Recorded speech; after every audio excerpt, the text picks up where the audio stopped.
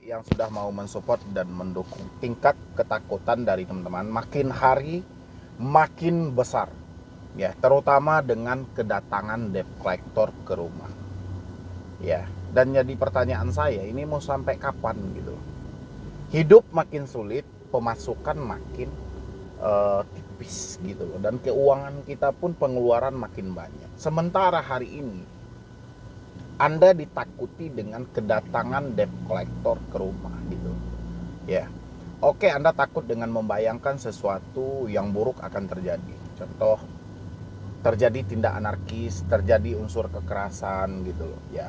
Itu wajar-wajar aja dengan bayangan Anda yang seperti itu. Tapi rasa takut yang terlalu berlebihan ini, ada sesuatu yang berusaha untuk ditutup-tutupi oleh orang yang gagal bayar pinjol dengan ketakutan mereka kedatangan DC ke rumah.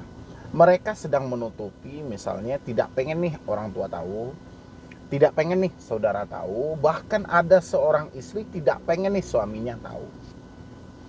Ya. Dan jadi pertanyaan saya, sampai kapan kebohongan ini akan terjadi dalam diri Anda? Dan sampai kapan Anda akan bermain dengan ketakutan yang ada? Ya, sekarang fakta dan keadaan sudah menjelaskan nih yang sebenar-benarnya. Nggak ada lagi, sudah dijelaskan dengan fakta yang terjadi. Ya, keuangan sudah menipis, pemasukan sudah tidak ada, gagal bayar makin meningkat. Ya, tapi masih ada yang tersembunyi, kebohongan tadi. Ini mau sampai kapan? Ya, silakan Anda bertanya dengan diri Anda sendiri. Habis itu ketakutan didatangi DC ke rumah. Bukankah sejak awal saya menjelaskan sama teman-teman semuanya, mungkin dari si DC-nya juga Anda sudah tahu ya, tugas si DC ini adalah menjemput tagihan. Yang jadi kendala Anda adalah yang Anda pikirkan, duit saya nggak ada, Bang. Sebenarnya bukan problem dengan duit Anda tadi, balik ke yang saya bahas awal tadi. Ada sesuatu yang berusaha Anda tutup. Ya. Kalau soal uang tidak ada, semua orang juga paham, saya juga paham itu. Sejak awal duit Anda juga nggak ada. Sehingga terjadilah ketidakmampuan. Seharusnya, ini seharusnya ya buat teman-teman semuanya yang masih ketakutan didatangi DC di luar sana, justru inilah yang bagus, inilah yang terbaik. Kita ingin merubah unsur yang semulanya ini online, kita rubah menjadi offline. Ya, Anda bertanya dalam diri, kendalanya uang nggak ada, Bang. Iya, saya paham, nggak ada masalah. DC itu datang memang tujuannya adalah menjemput tagihan, dan juga akan bertanya ada apa dan kenapa Anda tidak membayar tagihan. Ya, biasanya terjadinya tindak-tindak kekerasan di lapangan itu kita yang membuka peluang untuk si debt collectornya. Kita menunjukkan suatu kelemahan kita, dan kita menunjukkan rasa bersalah yang terlalu tinggi, rasa penyesalan yang terlalu tinggi, sehingga memberikan celah atau ruang untuk si DC-nya menekan diri kita. Ya, coba ketika DC datang, pertama jelaskan fakta yang terjadi. Kedua, Anda sampaikan sama si DC-nya, saya masih berinisiatif untuk menyelesaikan masalah saya ini cuma hari ini. Ya, kan kita berhadapan hari itu tuh. Hari ini saya berkendala karena duit saya nggak ada. Ya, pasti akan terjadi nanti itu, ada si DC yang bisa terima, ada si DC yang nggak bisa terima. Giliran si DC yang nggak bisa terima, pasti dia bilang, oh nggak bisa gitu. Anda ini seenak Anda aja, di telepon nggak diangkat, di WA nggak dibalas, ini segala macam. Oke, Anda permasalahkan soal telepon dan WA. Saya nggak ngangkat, saya nggak respon. Pertama, saya ketika ngangkat telepon Anda, saya tidak bisa berkomunikasi dan Anda tidak memberi ruang kepada saya. Yang Anda fokuskan cuma soal tagihan. Benar, saya ada hutang di suatu aplikasi Anda, tapi saya nggak ada uang. Ya, tapi tidak pernah saya mendapatkan toleransi. Itu adalah salah satu sebab kenapa saya tidak mau lagi berkomunikasi dengan Anda atas nama aplikasi Anda via telepon. Yang kedua, sering terjadi unsur caci maki dan menakut-nakuti. Anda selalu mengarahkan saya ke jalur hukum, mau dituntut pidana, Anda mau datang dengan polisi, mau ngambil barang-barang saya, ya. Dan saya malas mendengar perkataan-perkataan itu karena akan mengganggu pemikiran saya nanti, karena saya masih sedang berusaha. Yang ketiga, sering saya mendapatkan kata-kata yang tidak enak dari penelpon Anda atau penagih Anda. Caci maki, hinaan yang menjadikan diri saya terganggu dengan hal itu, dan saya nggak enak. Ya, sehingga saya tunggulah Anda di rumah saya, dan hari ini Anda datang. Anda paham, beri saya waktu. Kalau Anda tidak paham, kan di setiap perusahaan itu ada resiko ketika si debitur tidak mentaati atau ingkar dari sebuah perjanjian, Anda lanjutkan resikonya. Selesai sampai di situ. Kalau Anda mempertegas diri Anda seperti itu ya, tapi ini Pak, mohon maaf Pak, ini Pak, iya Pak, besok saya bayar Pak, besok saya bayar Pak. Itu kita menunjukkan satu kelemahan kita. Ya, kita ini coba berkomunikasi dengan kualitas yang ada. Si DC ini hanyalah ujung dari sebuah perusahaan aja. Ya, ujung tombak aja. Si DC ini kepalanya tidak dibutuhkan kok untuk berpikir. Dia itu cuman ditugaskan datang ke rumah si debetur, tanyakan apa penyebabnya, kirim kami bukti. Makanya tak jarang si DC ketika berkunjung ke rumah orang meminta foto, memoto rumah dan berbagai macamnya. Ya, begitu kalau teman-teman misalnya sudah kedatangan DC ke rumah, tapi bukan melulu, bukan selalu juga kita harus membebankan diri kita dengan satu pertanyaan, kapan DC datang ke rumah? Ya, jangan. Tidak ada orang yang bisa jawab. Saya sendiri nggak bisa menjawab dari pertanyaan Anda. Kapan DC datang ke rumah? Saya nggak tahu. Jawabannya adalah kalau dari saya, ketika diperintahkan oleh perusahaan mereka. Itu jawaban saya. Terus Anda mau cari lagi nih. Ya, Anda mau kumpulkan berapa banyak lagi untuk menemukan jawaban itu. Nggak ada orang yang mampu tahu. Ya, orang hanya memprediksi dari pengalaman yang ada. Ada yang 1 minggu, ada yang 1 bulan, ada yang 3 bulan, ada yang sudah bertahun tidak dikunjungi. Kita mau pegang di mana? Makanya saya bilangin, Anda yang takut kedatangan DC ke rumah, sebenarnya yang Anda takutin itu udah nggak nyambung dengan konsep yang ada. Karena tidak ada jawabannya. Ya, Anda bilangin, saya wanti-wanti dulu Pak, sebelum terjadi. Iya, biarkan aja. Sekarang, si DC mau datang, mau nggak datang, terserah mereka. Dia datang ke rumah, kita jelaskan fakta, dia nggak datang, ya sudah, bukan urusan kita.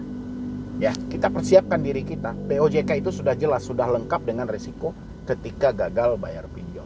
Ya, saya berharap jangan ada lagi yang menakut-nakuti diri mereka hanya sebatas mempertanyakan kapan DC datang ke rumah. Ya, yang jelas-jelas pertanyaan Anda itu tidak ada jawaban yang pasti, yang akan kalau ada pun jawabannya akan membuat kacau pemikiran Anda. Ya, itu dari saya. Oke, ini ada, kita bacakan dulu email. Siang Bang Medi, mau nanya nih, aku dari Blora Jawa Tengah dan aku galbay di 3 APK. Aku laku Shopee sama EasyCash. Nah, barusan aku laku hari ini telepon di nomor telepon tempat aku kerja. Kebetulan yang ngangkat aku sendiri. Aku bilang kalau nama tersebut udah nggak kerja di tempat tersebut udah 3 bulan. Nah, mau nanya Bang, kira-kira nanti ada telepon lagi nggak ya? Nah, siapa yang bisa menjawab? Ya, ini pertanyaan simpel. Dia gagal bayar di Aku Laku dan Shopee. Dia mendapat telepon ke kantor mereka dari DC di antara yang 3 ini. Ya, dan dia bertanya kembali. Ya, pertanyaannya simpel banget ini, tapi rumit menjawabnya. Kira-kira nanti ada telepon lagi nggak ya? Kita jawab mana nih? Kalau kita jawab iya, nanti nggak nelpon. Kita jawab enggak, nanti menelpon. Jadi jawaban yang paling tepat itu adalah tunggu aja. Benar nggak? Itu jawaban saya. Kalau salah Anda robah di kolom komentar gitu loh. Jadi orang-orang ini terkadang bingung gitu loh. Seakan-akan saya ini serba tahu dengan kegiatan dari si DC itu. Yang saya benahi di sini itu mental Anda, bukan mencatat kinerja DC. Kapan DC datang ke rumah? Apakah dia akan menelpon ke kantor? Apakah menelpon suami Anda? Apakah menelpon orang tua Anda? Saya nggak tahu jawaban ini. Saya rasa konten kreatornya lainnya juga nggak akan tahu ini. Ya. Jadi jawabannya ya tunggu aja. Dibilang iya nanti enggak, dibilang enggak nanti iya. Bingung jawabannya gitu. Jadi yang jelas tunggu aja. Atau bahkan datang ke alamat kerjaku, apa ke alamatku Bang? Ini juga bingung kan.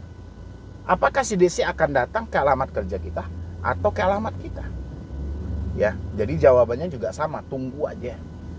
Benar nggak? Apa yang mau saya jawab? Kalau teman-teman ada jawaban tersendiri, bantu saya isi di kolom komentar. Ya, jadi jangan beranggapan semua pertanyaan Anda itu ada jawabannya, tidak. Dan terkadang pertanyaan itu menjebak. Nanti dibilang dia akan datang ke perusahaan Anda, ternyata nggak datang, malah datangnya ke alamat Anda. Dibilang dia datang ke alamat Anda, ternyata datang ke perusahaan Anda. Jadi jawabannya tunggu saja.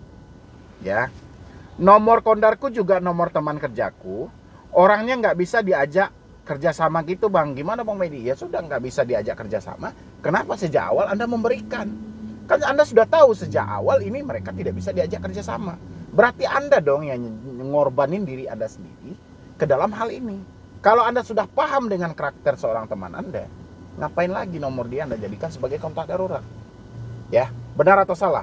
Kalau salah, koreksi saya di kolom komentar ya. Ini ada lagi. Selamat siang bang, saya terlilit pinjol di Akulaku, KP dan SPayLater. Untuk Akulaku saya udah bayar 50% tapi masih diteror. Sedangkan saya udah nggak ada buat bayar. KP dan SPayLater juga gitu, bentar lagi saya japo, niatnya saya galbay karena sudah benar-benar tidak ada uang. Kira-kira aman nggak bang? Kalau saya galbay di 3 aplikasi itu mungkin nggak DC ke rumah atau hubungi di luar Kondar. Makasih bang Yuda. Jawabannya sama, kita tunggu aja gitu. Ya kan, apa yang mau dijawab? Hal-hal seperti ini apa yang mau dijawab gitu. Dari teman-teman mungkin ada jawaban dari Anda, mungkin silahkan isi di kolom komentar. Kalau dari saya jawabannya yang seperti itu, ya tunggu aja. Yang penting soal DC datang ke rumah, jangan pernah menjadi ketakutan besar bagi diri Anda. Karena kalau sempat sekali saja Anda takut akan kedatangan DC, kehancuran mendekati Anda. Nanti Anda akan gegabah tanpa pikir panjang, malah terjadi gali lubang tutup lubang. Ya, makanya jangan pernah dipikirkan soal DC datang ke rumah, soal aman nggak amannya gitu loh. Ya, nggak usah dipikirkan hal itu. Hari ini nggak mampu bayar ya sudah, berarti kendalanya uang. Tetap berusaha dan tetap bekerja, kumpulkan uang Anda. Nanti kalau sudah terkumpul, negosiasi pokok yang diterima. Ya, mungkin dari saya cuma itu aja. Terlebih dan terkurangnya saya mohon maaf. Buat teman-teman semuanya yang mau konsultasi atau diskusi dengan saya nanti, silahkan bergabung di langganan channel ini. Atau Anda juga bisa langsung di dalam langganan itu Anda memilih untuk bergabung di dalam grup WhatsApp langsung gitu ya. Dan ada nomor pribadi saya juga, Anda bisa ambil dan Anda ikuti, nanti kita berdiskusi lebih detail lagi ya. Jadi sekian dulu dari saya, Medi Bruni. Wassalam.